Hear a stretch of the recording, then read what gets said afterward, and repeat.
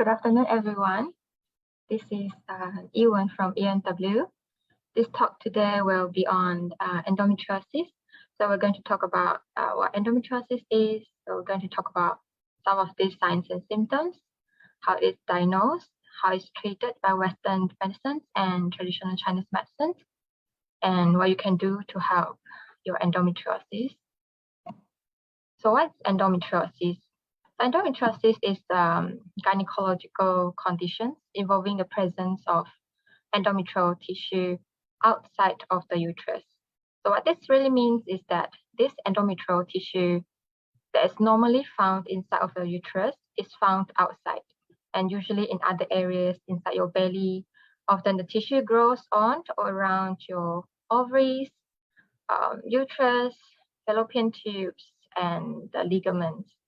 So these conditions affect approximately 10% of reproductive age females and has a lot of consequences, including a lot of symptoms we're going to talk about in the next few upcoming slides. And it also affects fertility in patients, and it causes impaired fertility in 30 to 50% of patients who have this condition. So what are the possible causes of endometriosis? We said possible because the exact cause of endometriosis isn't clear. So we talked about the endometrial tissue being in places where it should not be. But why does this happen? Well, it's actually hypothesized that endometrial tissue that should leave your body with your period blood could instead travel to other areas of the body during menstruations. So they could get stuck inside your belly and start to grow. So that's what we call retrograde menstrual flow. And the other possible cause is genetic factors. So endometriosis sometimes runs in families.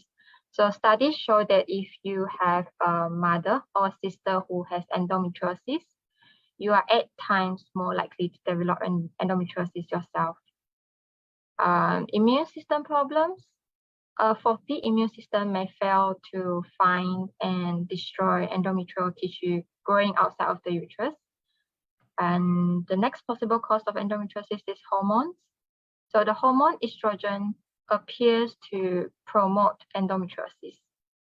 And the last one is surgery. So during surgery to the abdominal area, for example, a C-section, endometrial tissue could be picked up and moved by mistake. But none of these theories fully explain why endometriosis happens.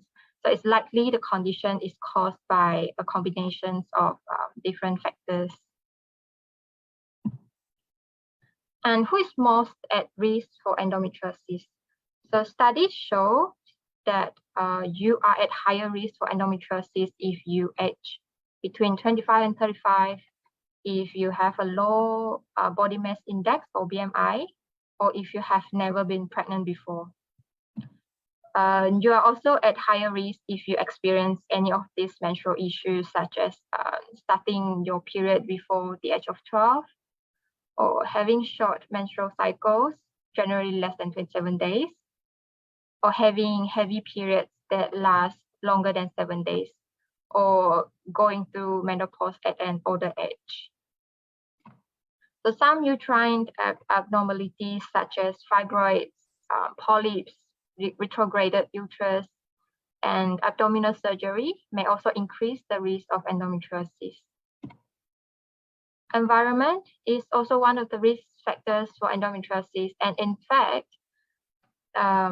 making a change to your lifestyle, your diet, and physical activities is one of the most important approaches that may help to reduce your chances of getting endometriosis or to manage your symptoms of endometriosis by lowering the levels of estrogen in your body. So I'm going to talk about what you can do to have your endometriosis by making a change to your diet and exercises later. So now that we've talked about what it is and how it happens. So what does endometriosis actually do? Like what are some of the signs and symptoms of endometriosis? Well, the symptoms of endometriosis could be quite variable. They can range anywhere from severe pain to no symptoms at all. So During menstruations, endometrial tissue that is found outside of your uterus acts just like endometrial tissue that would be in the uterus. So it breaks down and bleeds every month with your period. But because it has no way to exit the body, like the period blood does, so it gets trapped inside your body, and it may irritate the tissue around it, and it may cause inflammations and scarring, and that's when we get pain. And that's one of the biggest and one of the most significant symptoms of endometriosis that patients suffer from. So it can be pain in certain part of the body, but it can also be pain during certain activities. So it can be dysmenorrhea or painful menstruations. So it's very painful, or if you have very painful or very severe type of pain during period, or if the pain worsens every menstrual cycle over time, this can be an indication that a patient may be suffering from endometriosis. So it can be chronic pelvic pain, so pain outside of periods in the lower abdomen, groin, or back, lower back. So it can be in a wide variety of locations. It can also be dyspareunia, so pain with sexual intercourse. It can be pain with bowel movements. It can be pain with urinations. Also, it can be pain while exercising. So again, it can be pain in certain parts of the body, but it can also be pain during certain activities. So there are other signs and symptoms of endometriosis as well. These include heavy or irregular bleeding during menstruations, or spotting between menstrual periods, some digestive problems such as constipations, diarrhea, bloating, nausea, or vomiting, especially during the menstruations. The next one is fertility problems. So fertility problems may also develop if you have endometriosis. So a lot of different signs and symptoms that can have significant impact in one's life. And as a contrast to popular belief, pregnancy does not cure endometriosis. So these signs and symptoms may stop for a while or sometimes forever during pregnancy, but it doesn't eradicate the underlying endometrial overgrowth. And can endometriosis affect fertility? The answer is yes, unfortunately. However, does it mean that endometriosis is equal to infertility? The answer is no. So even endometriosis is more often seen in infertility populations, endometriosis does not equal infertility. It just implies that some women may have a harder time becoming pregnant, and the ways in which endometriosis may impact your ability to become pregnant are not fully understood yet. And in cases of severe endometriosis, there's often scarring and adhesions inside the abdomen, which cause the internal organs to get stuck to each other. And this may result in blockages of your tubes or ovaries, and it may impact the ability of your egg to make it from the ovaries to your inside your uterine cavity. So again, endometriosis does not equal infertility.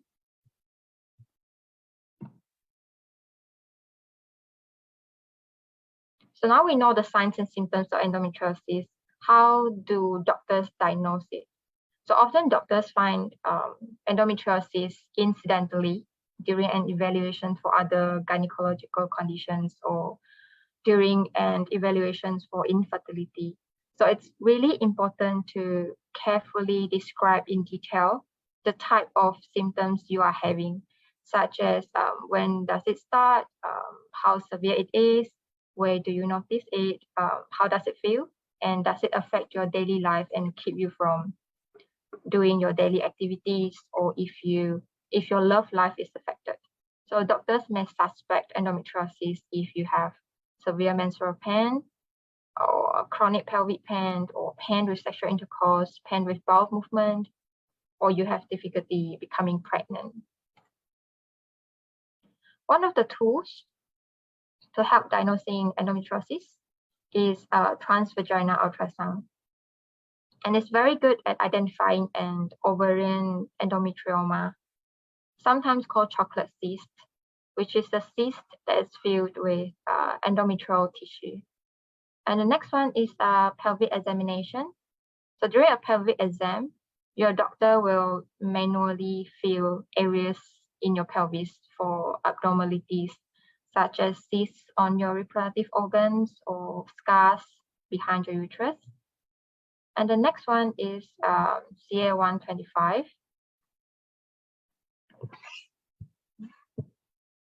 CA125. So it's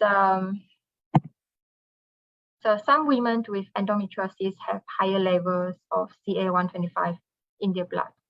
So ultrasound, pelvic exam, or CA125, they don't provide all the information needed to diagnose endometriosis, but it can offer clues that your doctor can use to decide next steps when it comes to making a diagnosis. And it can also provide information that your doctor uses to suggest treatments. So besides ultrasound, pelvic exam, and blood tests, to see for sure whether you have endometriosis, your doctor may look inside your belly through a surgery procedure called laparoscopy. And endometriosis can only be diagnosed definitively with surgery and biopsy. However, doctors don't take everyone who they think that might have endometriosis to the operating room just to make that diagnosis, because surgery carries many risks. So doctors often start with just medical therapy before going to the operating room. So once endometriosis has been diagnosed, how do a doctor treat it? There are many treatment options available for endometriosis, which range from medical to surgical. And the treatment really depends on your symptoms, your pregnancy plans, age, and the stage of your endometriosis. So within the medical options, most of these are hormonally based. So combined birth control pills, it includes a combination of estrogen and progesterone, and it can be used to actually, it can be used to actually help reduce symptoms by regulating your menstrual cycle, or progesterone-only methods such as progesterone pill, progesterone injections. There are also aromatase inhibitors and GnRH agonists that are used occasionally, which can put you into temporarily menopausal states. Doctors also treat endometriosis with non-steroidal anti-inflammatory drugs, or NSAIDs, to help with the pain. And in some cases, surgery may also be required in order to actually remove the endometrial tissue from the certain parts of your body. So, however, there's no known cure for endometriosis yet, unfortunately, and it often recurs. So occasionally, endometriosis will regress on its own. Other times it can maintain and be stable, and other times it can progress. So in EMW Women and Fertility Center here, we see women in all various stages of their journey. So either it hasn't been diagnosed, or they think they might have it, or they've been diagnosed, but the treatment hasn't helped, or it has helped somewhat, but not enough, or they've had it removed, but it has come back. So there's a whole range of people that we are seeing here, and we help them with TCM. So now let's get to the Chinese medicine part. So it's believed that endometriosis occurs due to blood stasis, which has manifested due to yang deficiency, so especially kidney yang deficiency. So blood stasis, or 血瘀 in Chinese, is a condition of TCM syndrome described as slowing or stagnant of blood within the body. And the common causes of blood stasis are physical trauma or severe injuries, emotional stress, and difficult childbirth, abortion, miscarriage, and menopause, or other gynecological issues may also cause blood stasis. And yang deficiency, or Yang in Chinese, is a TCM syndrome. So Yang is a TCM syndrome described as deficiency of yang qi, which is a driving force of biological activities in the human body.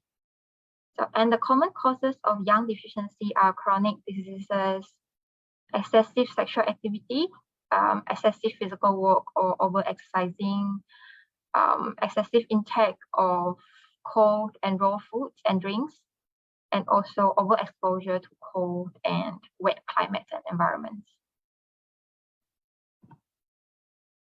So I explained a little bit about syndrome differentiation and TCM diagnosis before we move on. So when you see a TCM physician, there will be a process of questioning. For example, there will be questions about the pain, and in particular to the timing of the pain, like does it happen before, during, or after menstruations, or is there pain outside of the menstruations?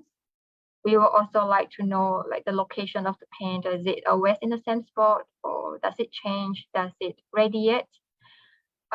And we will also like to know the quality of the pain. Like, is it stabbing kind of pain, or is it more of a dull, achy kind of pain?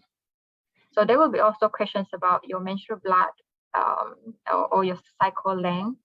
So why do we ask these questions?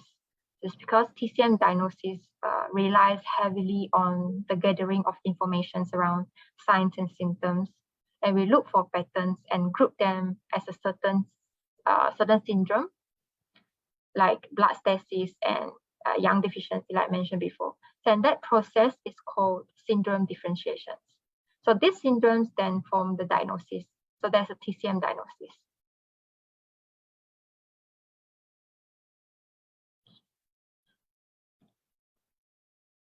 And the first syndrome that we're going to talk about is blood stasis, which is believed to be one of the main causes of endometriosis.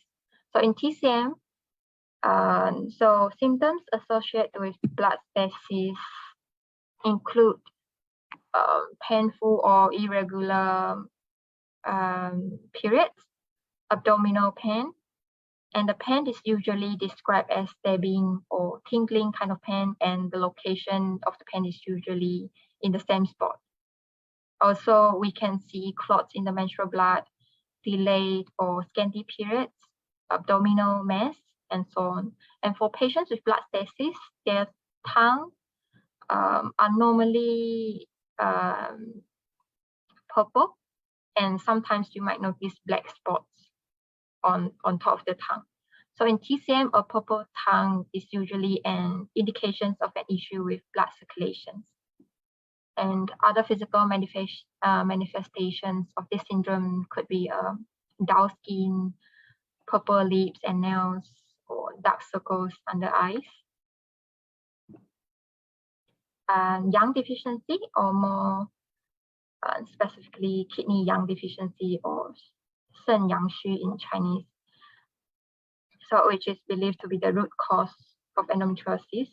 So symptoms associated with yang deficiency include puffiness or diarrhea during periods, or excess vaginal discharge that are clear and watery, cold intolerance like getting cold hands and feet easily, catches colds and flus easily, lethargy, low libido or low sex drive, or low motivation in general, or loose stools, and so on.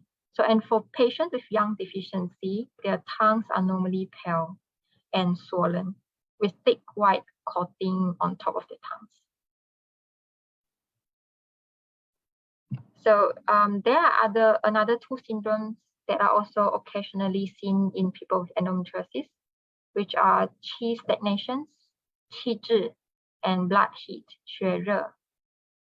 So qi stagnation means that the qi or energy is stuck in one or more organ systems, like So people with chi stagnation syndrome usually experience symptoms like distending or bloating kind of period pain, irregular periods, delayed or scanty periods, sore breast before menses, and some forms of PMS such as mood swings, food cravings, fatigue, irritability, depression, and they would have bright red color at the tip of the tongue with thin white coating on top. And blood heat means that there is imbalance between yin and yang, which result in excess heat in the blood. And people with blood heat syndrome usually experience symptoms like shorter or heavy periods, abdominal uterine bleeding, heat intolerance, and to have acne and sore throat, tend to have acne and sore throat, and they would have red tongue with thin yellow coating. So these are more commonly seen syndromes in patients with endometriosis that we see in our clinical practice. So yang deficiency, blood stasis, chi stagnation, and blood heat. So there were quite a few of research done and published over the last few years that demonstrated the effectiveness of different TCM treatment modalities, including Chinese herbs, acupuncture, and moxibustions in treating a wide range of conditions. So one of which was endometriosis. And we are beginning to understand a little bit better from a physiological point of view, how it might be that a therapy like Chinese herbs, acupuncture, and moxibustions might work under certain circumstances and work for certain medical conditions. So listed here are a few of those clinical studies that have done before. So research has shown that Chinese herbs can help to reduce level of serum CA-125, which is one of the diagnostic tools for endometriosis. It can also help to improve symptoms and regulate the menstrual cycle and menstrual volume in patients with endometriosis, relieve menstrual pain, reduce endometriotic lesions, promote fertility, reduce your estrogen level, and also regulate your immune function, and inhibit the growth of endometriotic tissue and also the proliferations of the endometriotic tissue. So, and these are the clinical studies that have been done to show how TCM herbs can help with endometriosis. And these are studies that show how acupuncture and moxibustion can help. So it has been shown that they can help to improve pelvic pain during sexual intercourse, quality of life of women with endometriosis with less or no side effects. And they can also help to reduce pelvic lump size, the relapse rate, pregnancy rate, and the body's immune function in endometriosis patients. So all of these are clinical studies, but they are just a gauge that they are useful in treating endometriosis because every patient is different, and we see women in all various stages of their journey. So we need to look into personalized approach in treating endometriosis. So the treatment really depends on your symptoms, like I said before, your symptoms, your pregnancy plans, your age, and the stage of your endometriosis. So in EMW, once your TCM syndrome has been diagnosed, we take a personalized approach to treating your endometriosis based on not only your TCM diagnosis, but also your main complaints, like your pregnancy plans and the stage of endometriosis. So your treatment plan usually involves Chinese herbs, Chinese herbal prescriptions to be taken daily, acupuncture 1 to 2 times weekly, moxibustions, depends on your body constitution, and lifestyle or dietary advice, which we're going to talk about next.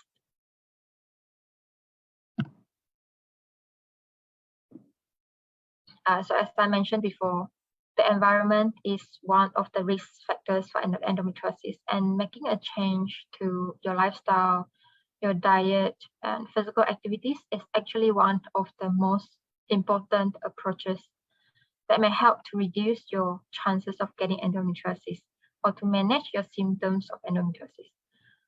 So we all know the importance of and benefits of regular exercises.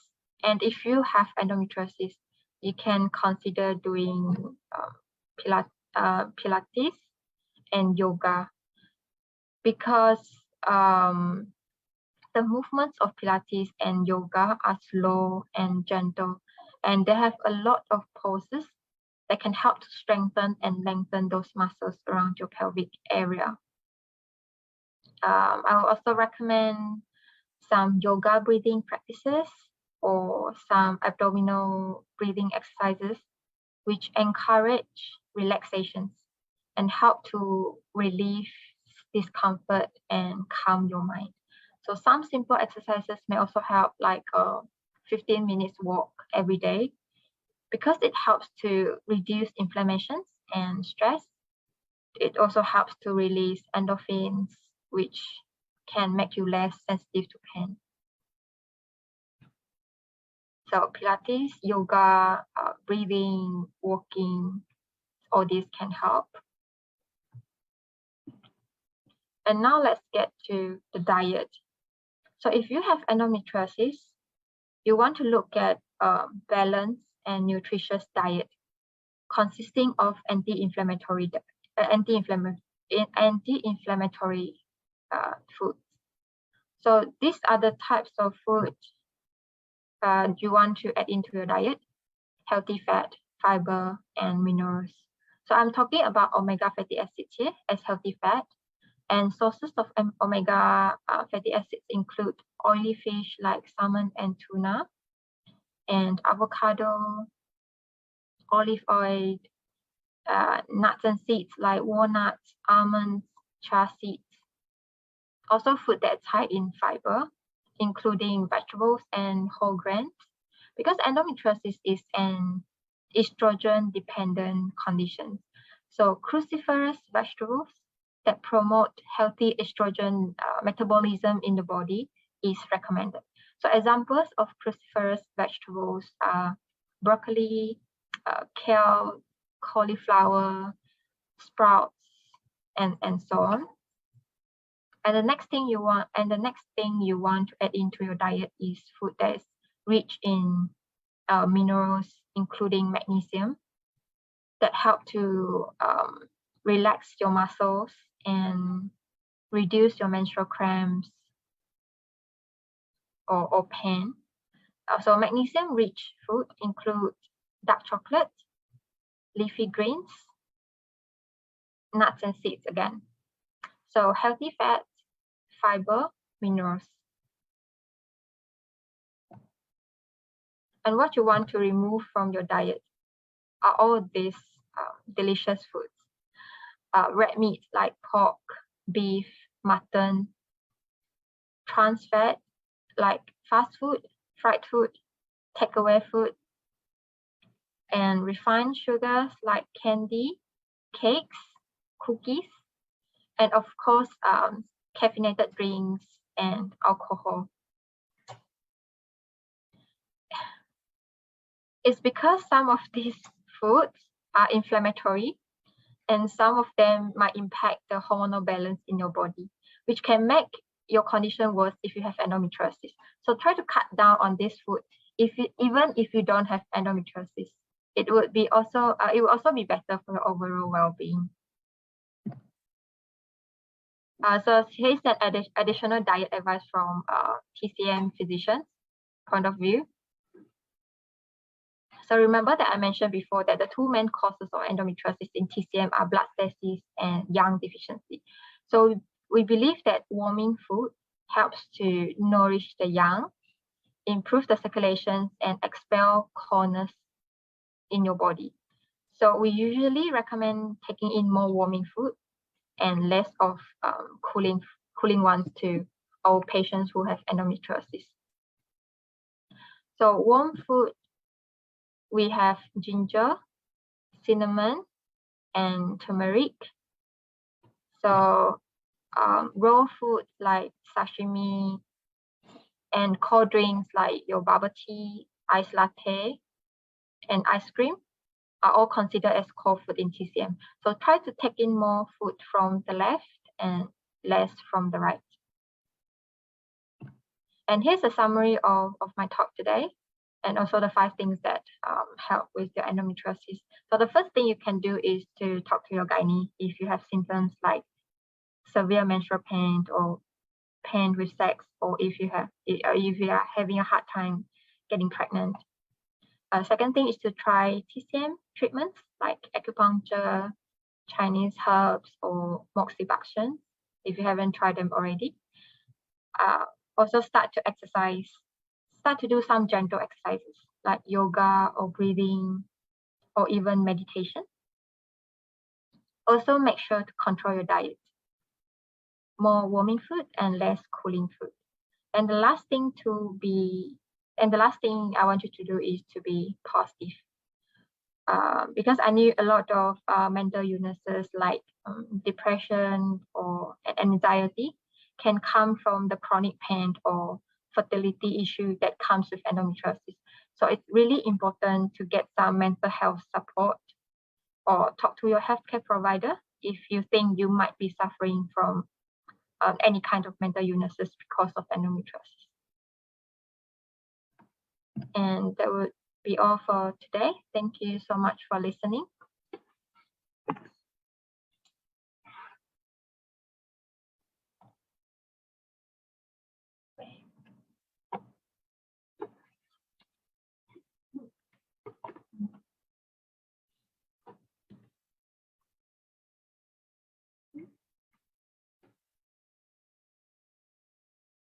So there's a few questions. So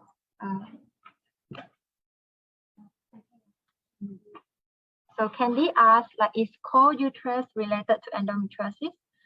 So we might see some patients with endometriosis who have cold uterus because, like I said, the yang deficiency, but not all cold uterus is related to endometriosis. So it's related, but not equal. Yes, it's related. And here's another question. If I just have menstrual pain and cramps, do I need to visit a doctor? Yes, like I said, talk to your gynae or any of your healthcare provider if you have menstrual pain. And especially if it's very severe that is interfering with your daily activities. So you can get your diagnosis early and start the treatment early.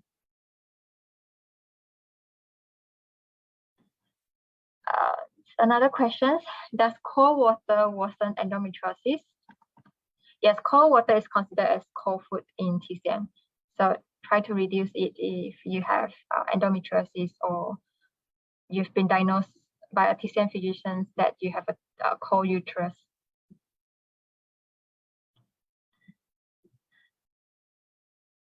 Is it recommended for Kim Cheng asked, is it recommended for endometriosis to be treated by Western medications or TCM at the same time?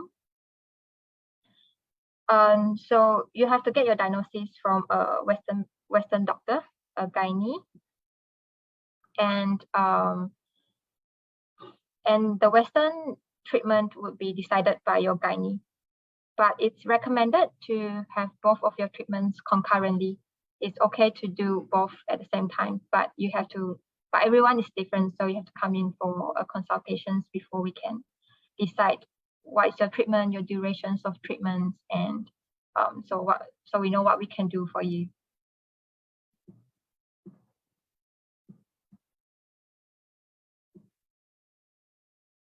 And I think that will be all the questions. Yeah. Thank you so much for tuning in and listen to me. So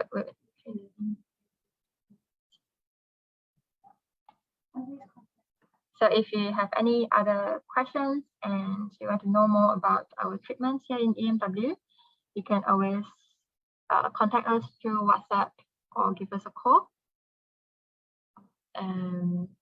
So that will be all for today. Thank you. Bye.